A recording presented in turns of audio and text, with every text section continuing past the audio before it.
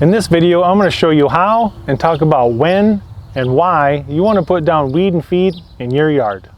Now, probably the most important thing is the when. You want to put this down early spring after your first mowing. You want to do it when the temperature is about 60 to 80 degrees Fahrenheit. You want to avoid putting it down midday. Put it down early morning with dew still on the grass, or late evening after a rain. Let's say after 6 p.m. it's been kind of raining all day, the grass is nice and wet, would be a perfect time to put it down. You also want to watch the weather and make sure there's no rain in the forecast for the next 48 hours. You don't want to put this down and have it rain that same day or the next day.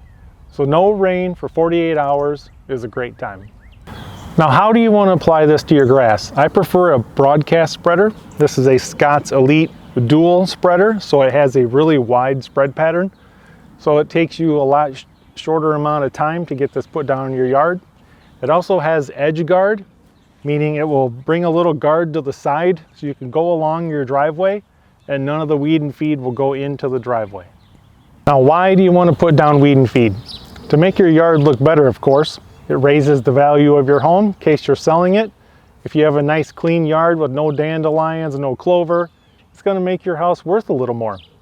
Also, if you do start to get weeds, if it goes untreated, a small weed patch can be a giant weed patch in just a couple of years.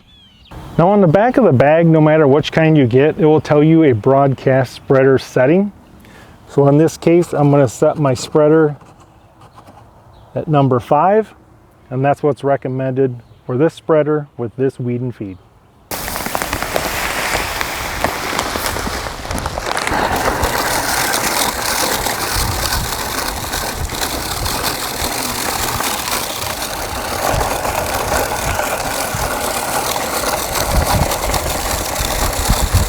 I hope some of my tips helped you out in making your yard look better. I'll put links in the description below how you can buy one of these off Amazon, have it show up at your doorstep in just a couple of days.